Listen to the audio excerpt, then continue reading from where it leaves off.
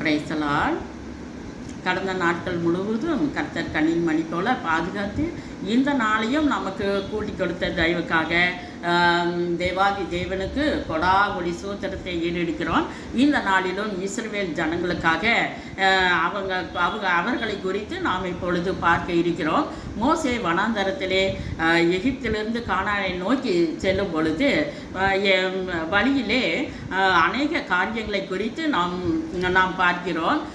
இப்பொழுதும் இஸ்ரவேல் ஜனங்கள் மோசேயினிடத்திலே எங்களுக்கு ஆகாரம் வேண்டும், இறைச்சி வேண்டும் என்று சொல்லி கேட்கும் பொழுது கர்த்தர் உடனே மோசே கர்த்தரிடத்திலே சொல்லும் பொழுது கர்த்தர் இஸ்ரவேல் ஜனங்களுக்காக சாயங்காலத்திலே காடைகளையும் விடியற் காலத்திலே அப்பமும்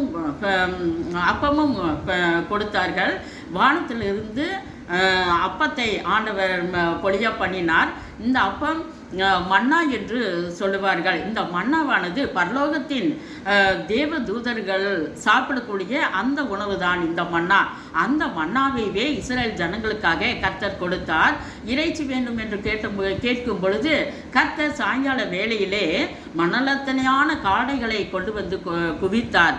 அப்போ சாயங்காலத்திலே இஸ்ரேல் ஜனங்கள் காடைகளையும் விடியற் காலத்திலே இந்த மன்னாவையும் புசித்தார்கள். இந்த மன்னாவானது வெண்மை நிறமாகவும் தேனிட்ட பணியாரத்துக்கு ஒப்பாகவும் இருந்தது.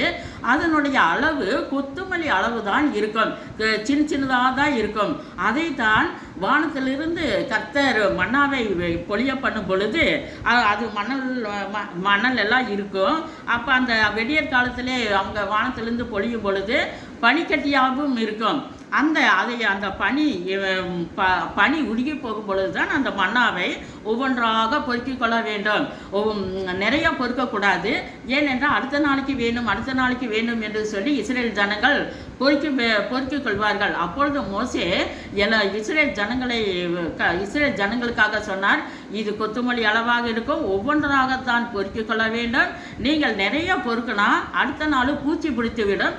அதனால் அந்தந்த நாளுக்கு தேவையான அந்தந்த மன்னாவை நீங்கள் எடுத்துக்கொள்ள வேண்டும் என்று சொல்லும் பொழுது இஸ்ரேல் ஜனங்கள் அதே போல அவரவருக்குரிய மன்னாவை அவர்கள் பொறுக்கி எடுத்துக்கொள்வார்கள்.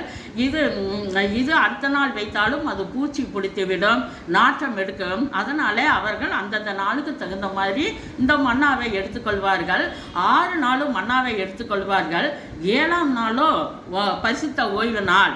அந்த நாளிலே பொறுக்கி வைக்கும் பொழுது பூச்சி பிடிக்காது, நாற்றம் எடுக்காது. இனி இதுக்கு மேலே நாளைய தினத்திலே நாம்